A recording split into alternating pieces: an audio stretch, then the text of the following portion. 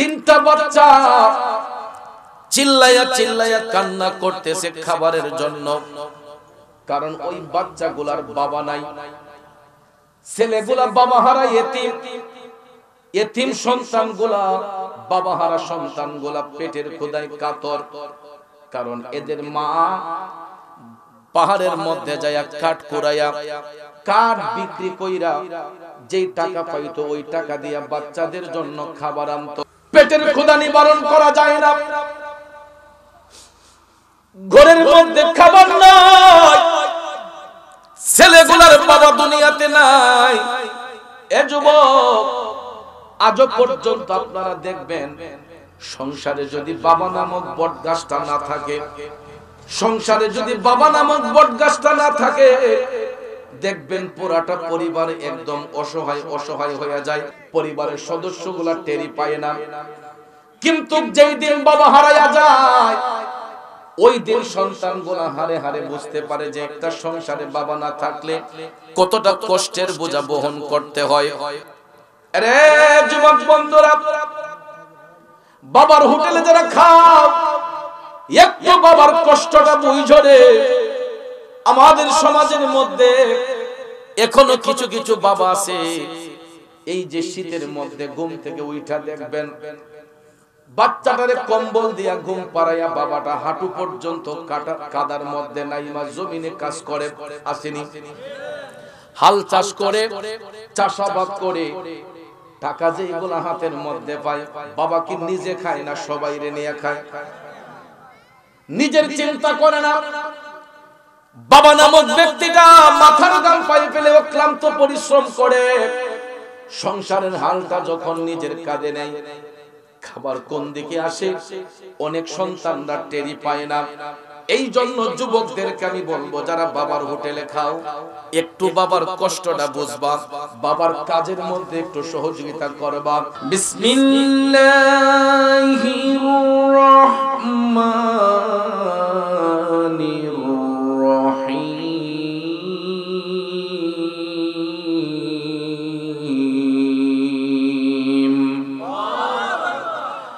তিলকার রুসুল ফাদ্দালনা বা'দাহুম আলা বা'দিন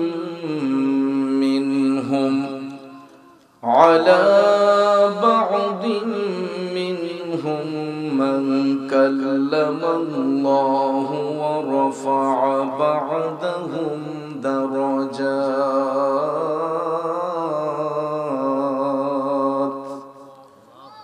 সাদাকাল্লাহুল আযীম ওয়া সাদাকা রাসূলুহুন নাবিয়্যুল হাবিবুল কারীম ওয়া নাহনু আলা যালিকা মিনাশ শাহিদিন ওয়াশ শাকিরিন ওয়ালহামদুলিল্লাহি রাব্বিল আলামিন। রব্বি সাল্লি ওয়া সাল্লিম ওয়া বারিক আলাইহি। করম হে आपने मुझको बुलाया या रसूल अल्लाह, मुझे भी जीते जी रोजा जो पाया या रसूल अल्लाह। উপস্থিত ঐতিহ্যবাহী হবিগঞ্জ জেলার অন্তর্গত বানিয়াচং উপজেলাধীন হিয়ালা সাহেববাড়ি সংলগ্ন সিপাহসালার সৈয়দ নাসির উদ্দিন রহমতুল্লাহ আলাইহি হাফিজিয়া মাদ্রাসা সংলগ্ন ময়দানে সিলেট ও তরফ রাজ্য বিজয়ী সিপাহসালার হযরত সৈয়দ নাসির উদ্দিন রহমতুল্লাহ আলাইহির বংশের উত্তরসূরি ঐতিহ্যবাহী হিয়ালা সাহেববাড়ির পীরে কামিল মুর্শিদে মুকাম্মেল শাহ সুফি হযরত সৈয়দ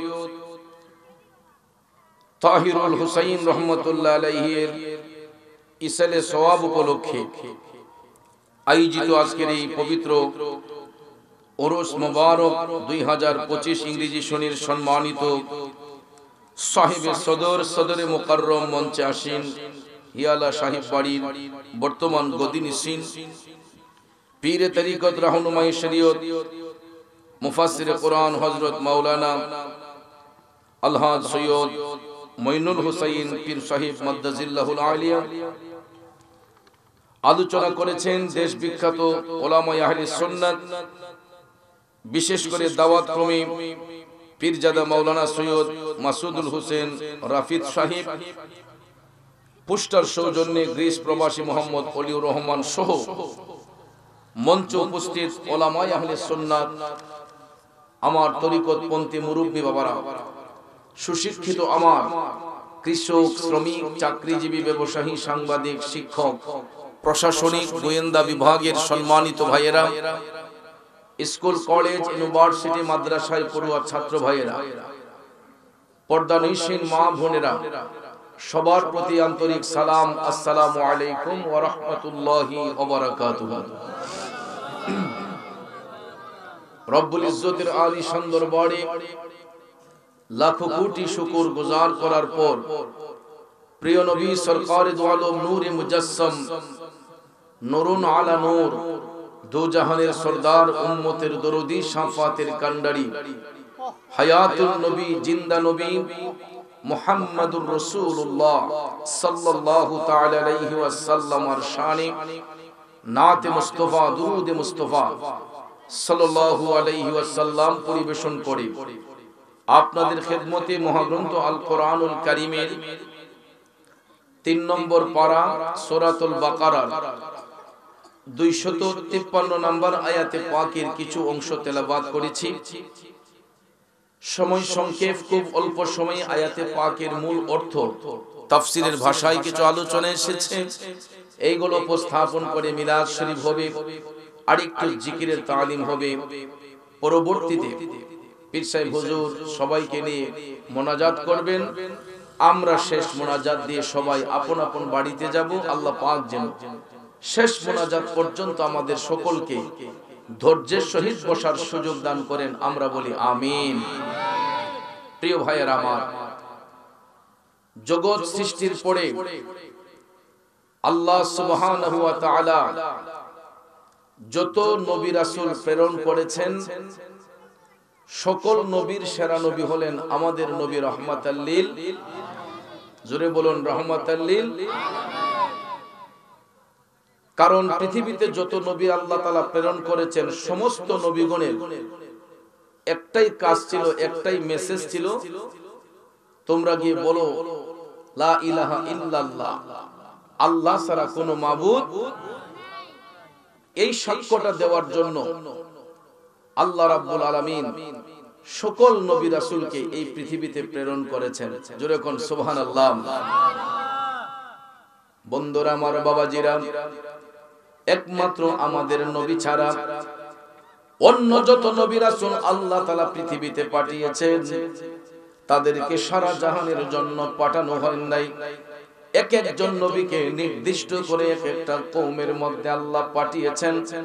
সমস্ত নবীগণ আপন আপন কওমের মধ্যে প্রেরিত হইয়া সবাই ওই সাক্ষীটা দিয়েছেন, লা ইলাহা ইল্লাল্লাহ, তোমরা গিয়ে বলো আল্লাহ ছাড়া দুসরা কোনো মাবুদ নাই। বন্ধুরে, এই লা ইলাহা ইল্লাল্লাহ এটা কিন্তু আল্লাহর কালেমা নয়।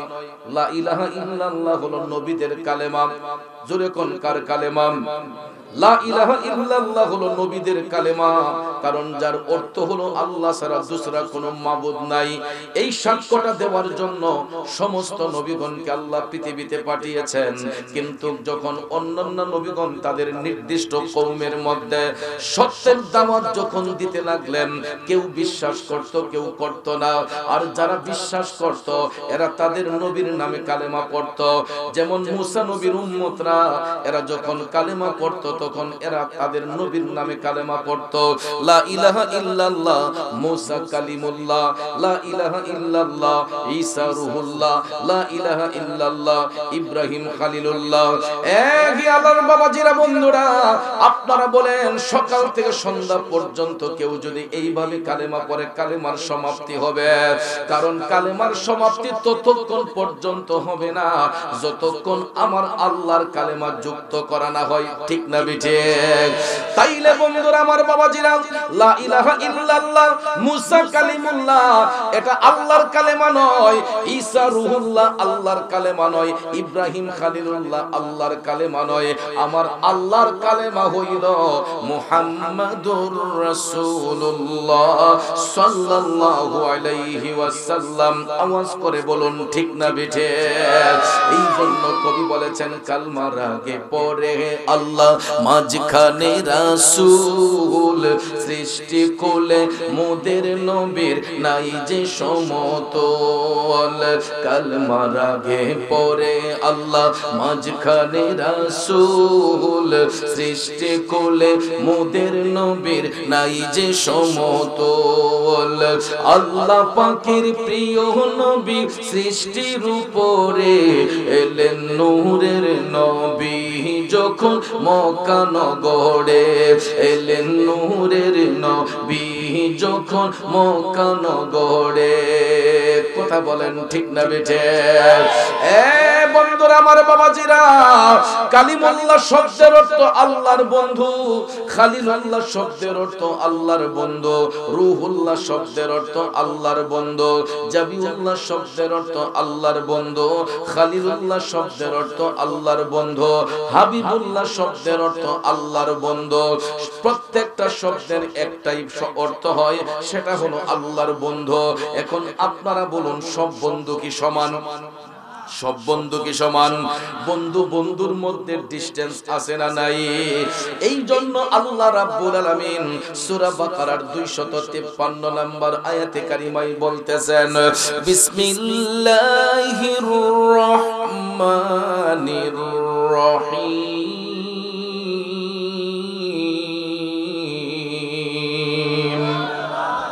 তিলকার রুসুল ফাদ্দালনা বা'দাহুম আলা বা'দিন মিনহুম আলা বা'দিন মিনহুম মান কাল্লামাল্লাহু ওয়া রাফা'a বা'দাহুম দারাজাত।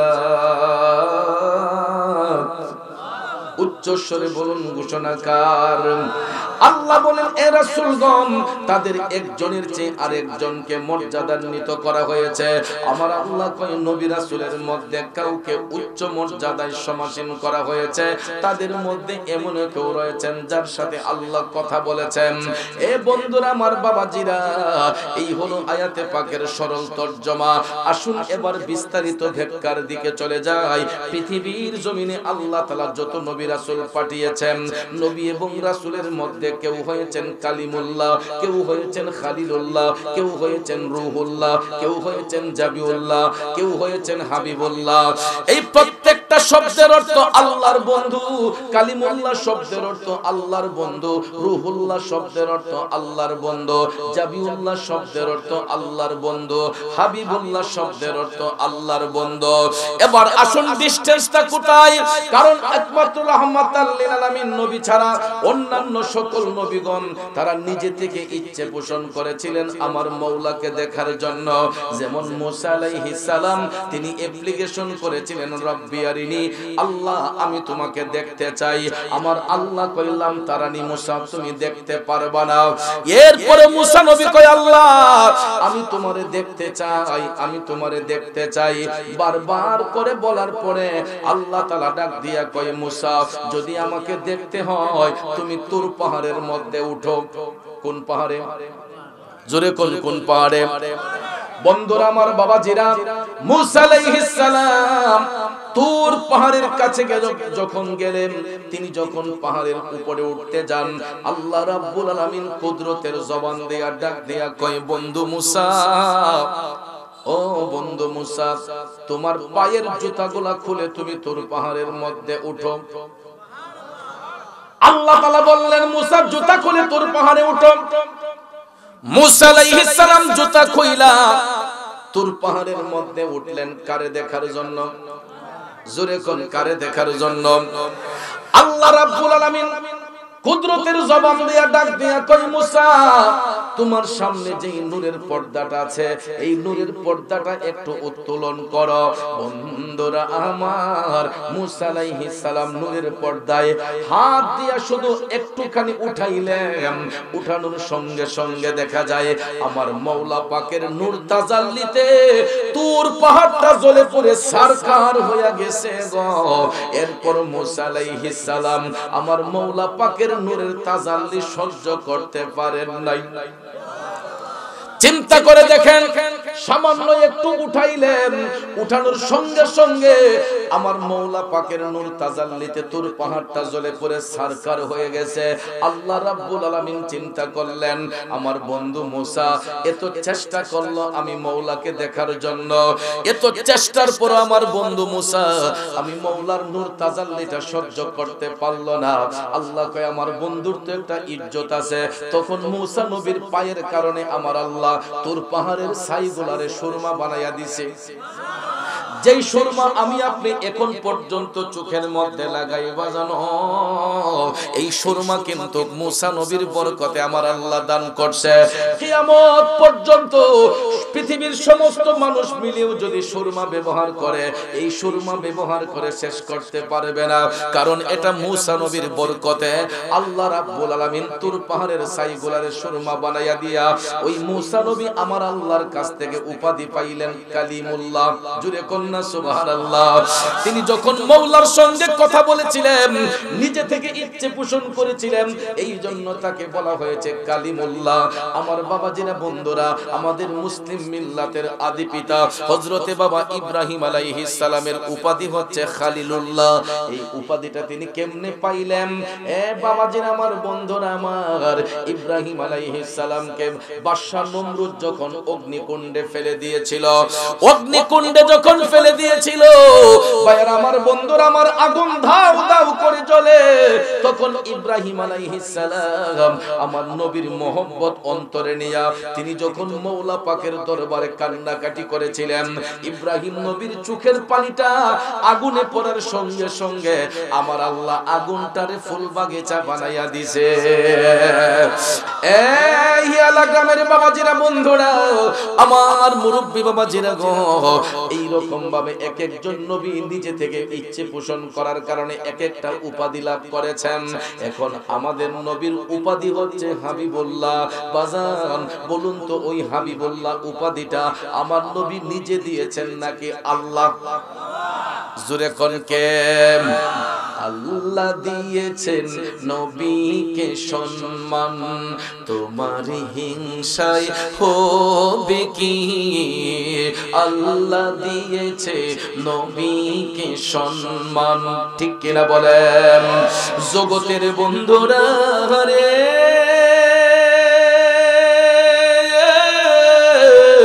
ও মুরব্বী বাবাজিরা গো, আমার সম্মানিত মা বোনরা যারা শুনতেছেন, আল্লাহ রাব্বুল আলামিন আপন বন্ধুকে হাবিবুল্লাহ বলিয়া এমন একটা জায়গার মধ্যে নিয়ে দিদার করেছেন, যেই জায়গার মধ্যে অন্য কোন নবী রাসূলের উঠার সৌভাগ্য হয় নাই। এই জন্য আমার আলা হযরত ইশকে মোহব্বত লিখেছেন, আসমানো হি উপর সব নবী রহগে। সুবহানাল্লাহ বলুন।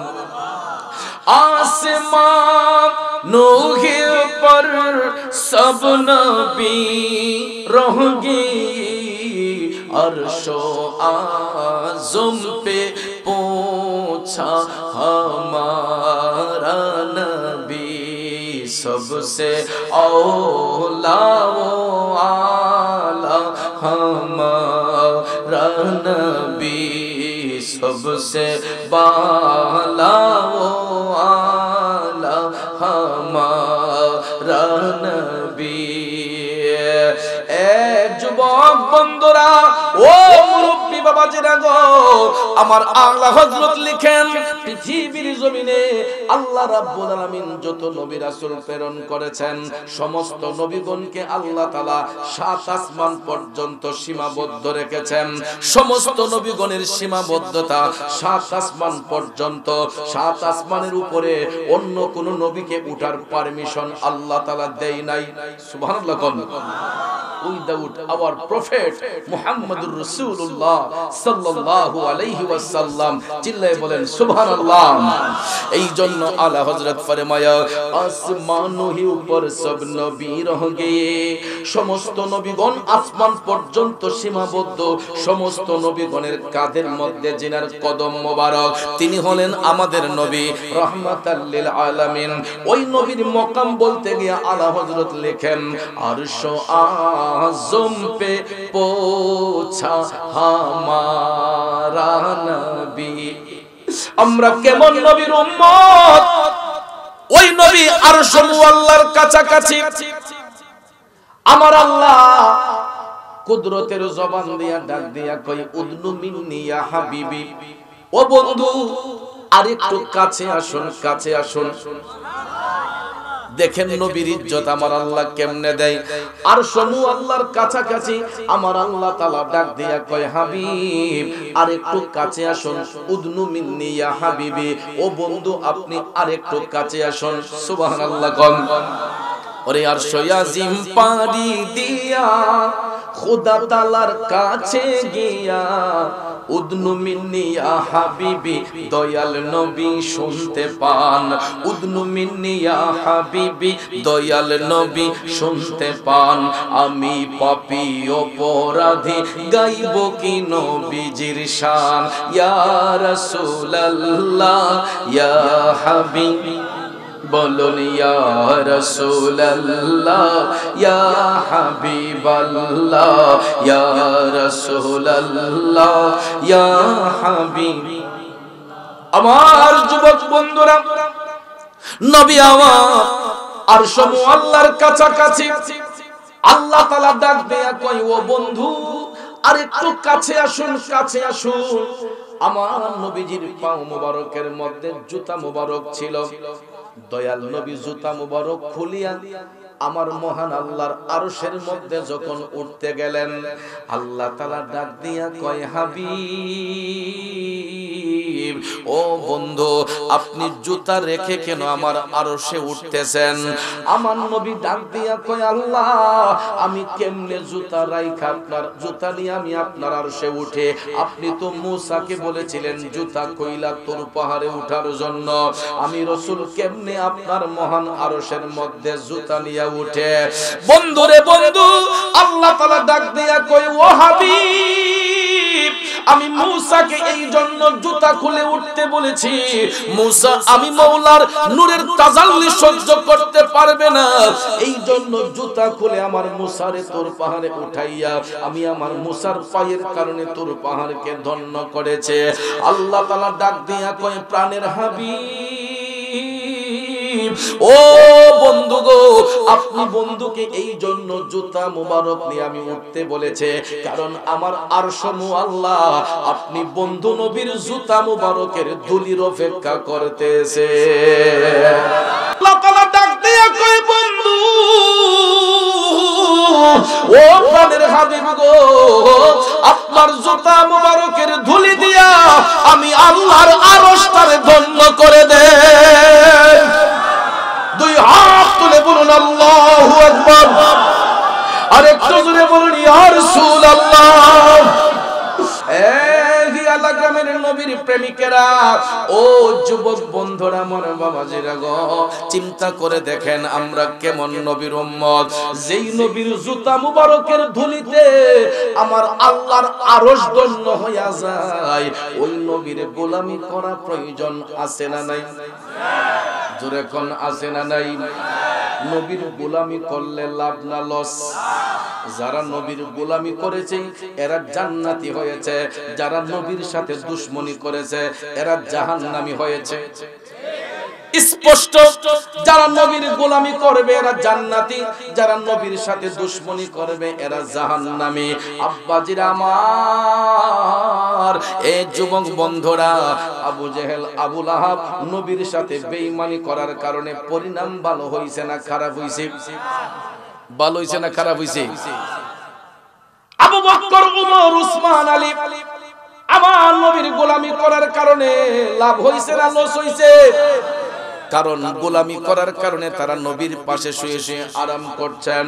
এ বন্ধুরা আমার, বাবাজিরা, আমরাও যদি নবীর গোলামিতে মাশগুল হয়ে যাই, আল্লাহ রাব্বুল আলামিন আমাকে আপনাকে জান্নাত দিতে পারে কি পারে না?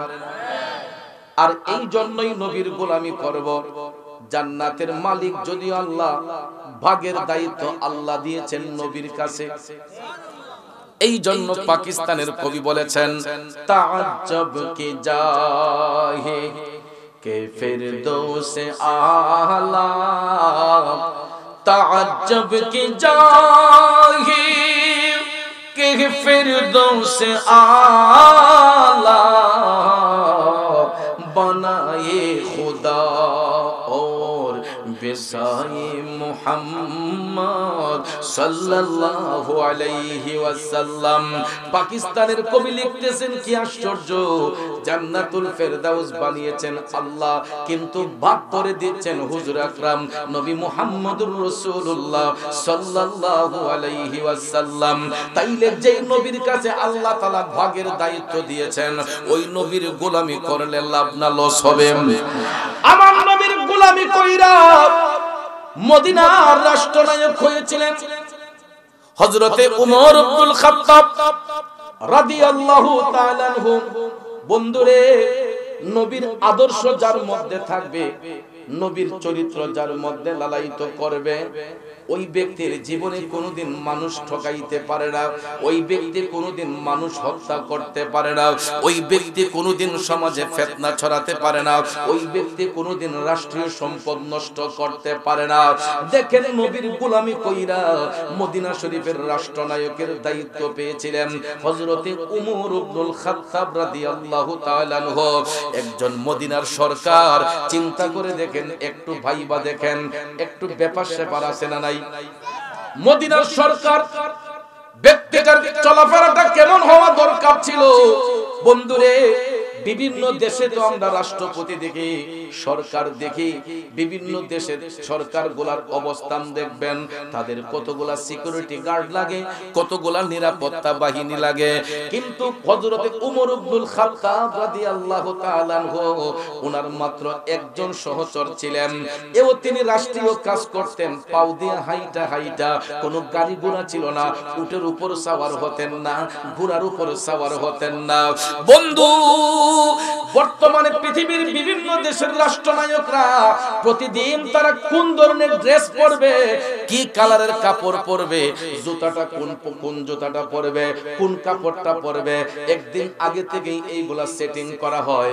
আর মদিনার রাষ্ট্রনায়ক হযরতে উমর রাদিয়াল্লাহু তাআলা আনহু, তিনি যখন দায়িত্ব অর্পণ করলেন, মদিনার রাষ্ট্রনায়ক যখন হইলেন, তখন একটা মাত্র জামা ছিল ওনার গায়ের মধ্যে। অনেক সময় জামাটা যখন ছিঁড়ে যাইত, হযরতে উমর সেলাই করে আবার এই জামাটাই পরতেন। কাপড়ের মধ্যে কেউ বলেছেন প্রায় 18টা সেলাই ছিল, তালি যেটাকে বলা হয়। উমর রাদিয়াল্লাহু তাআলা আনহুর কাপড়ের মধ্যে প্রায় কেউ কেউ বলেছেন 12টা, কেউ কেউ বলেছেন 18টা তালি ছিল। একটা কাপড় তিনি এটারই ধুইয়া পরের দিন আবার পরতেন, রাতের বেলা ধুইয়ে নাইরা দিতেন, সকাল বেলা পরতেন। সুবহানাল্লাহ কোন। অথচ তিনি মদিনার সরকার, ওনার কাছে তো টাকা পয়সার অভাব ছিল না। বন্ধু দেখেন তিনি রাষ্ট্র কেমনে পরিচালনা করতেন গো। হযরতে উমর রাদিয়াল্লাহু তাআলা আনহু দিনের বেলা তিনি অফিশিয়াল কাজ করতেন, আর রাতের বেলা ওনার সহচরকে সাথে নিয়ে মদিনার অলিতে গলিতে হাঁটতেন। কারো ঘরে কোনো দুঃখ কষ্ট আছে কিনা এটা বুঝার জন্য, গরিবদের দুঃখ বুঝার জন্য, গরিবদের কষ্ট বুঝার জন্য হযরত উমর মদিনার অলিতে গলিতে হাঁটতেন। কারো ঘরে কোনো দুঃখ কষ্ট আছে কিনা এটা জানার জন্য। হঠাৎ একদিন তিনি হাঁটতে হাঁটতে হাঁটতে যায়া দেখতেছেন একটা ঘরের ভিতরে কান্নার শব্দ শোনা যায়।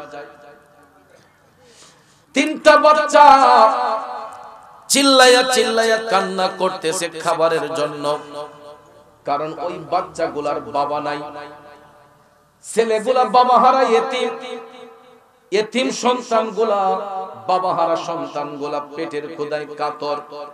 কারণ এদের মা পাহাড়ের মধ্যে যায়া কাঠ কুড়াইয়া কাঠ বিক্রি কইরা যেই টাকা পাইতো ওই টাকা দিয়া বাচ্চাদের জন্য খাবার আনতো। প্রতিদিন তো শরীরের কন্ডিশন ভালো থাকে না, মাঝে মাঝে আমাদের জ্বর সর্দি কাশি হয় না। তো ওই দিন দেখা গেল ওই এতিম ছেলেদের মায়ের শরীরটা খারাপ, মা অসুস্থ হওয়ার কারণে কাঠ কুড়াতে পারে নাই, এই জন্য তাদের জন্য খাবারও আনতে পারে নাই।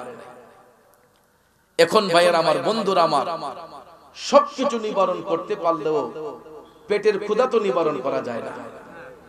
কথা কোন? পেটের ক্ষুধা নিবারণ করা যায় না। ঘরের মধ্যে খাবার নাই, ছেলেগুলার বাবা দুনিয়াতে নাই। এ যুবক, আজও পর্যন্ত আপনারা দেখবেন সংসারে যদি বাবা নামক বটগাছটা না থাকে, সংসারে যদি বাবা নামক বটগাছটা না থাকে, দেখবেন পুরাটা পরিবার একদম অসহায় অসহায় হয়ে যায়। একটা কর্তা যদি ঘরে না থাকে, বাবা নামক ব্যক্তিটা যদি ঘর থেকে চলে যায়, তখন দেখবেন পুরাটা পরিবার যেন একটা হতাশার মাঝে পড়ে যায়, অন্ধকার হয়ে যায়। আর বাবা যদি সংসারে থাকে, খাবার কোত্থেকে আসে, বাজার কোত্থেকে আসে, অনেকে টেরই পায় না। ঠিক না বেঠিক? পরিবারের সদস্যগুলা টেরই পায় না। কিন্তু যেই দিন বাবা হারায়া যায়, ওই দিন সন্তানগুলা হারে হারে বুঝতে পারে যে একটা সংসারে বাবা না থাকলে কতটা কষ্টের বোঝা বহন করতে হয়। আরে যুবক বন্ধুরা, বাবার হোটেলে যারা খাও, একটু বাবার কষ্টটা বুঝো রে। আমাদের সমাজের মধ্যে এখনো কিছু কিছু বাবা আছে, এই যে শীতের মধ্যে ঘুম থেকে উঠা দেখবেন বাচ্চাটারে কম্বল দিয়া ঘুম পাড়াইয়া বাবাটা হাঁটু পর্যন্ত কাদার মধ্যে নাইমা জমিনে কাজ করে আসেনি, হাল চাষ করে, চাষাবাদ করে, টাকা যেগুলো হাতের মধ্যে পায়, বাবা কি নিজে খায় না সবাই রে নিয়ে খায়? নিজের চিন্তা করে না। বাবা নামক ব্যক্তিটা মাথার গাল পায়ে ফেলে অক্লান্ত পরিশ্রম করে সংসারের হালটা যখন নিজের কাঁধে নেয়, খাবার কোন দিকে আসে অনেক সন্তানরা টেরি পায় না। এই জন্য যুবকদেরকে আমি বলবো, যারা বাবার হোটেলে খাও, একটু বাবার কষ্টটা বুঝবা, বাবার কাজের মধ্যে একটু সহযোগিতা করবা। বাবা যদি পরিশ্রম করে, একটু পরিশ্রমের ভাগটা নিজের কাঁধে নিয়ে নিবা, তাইলে দেখবা পরিবারটা অনেক সুন্দর হয়ে যাইব।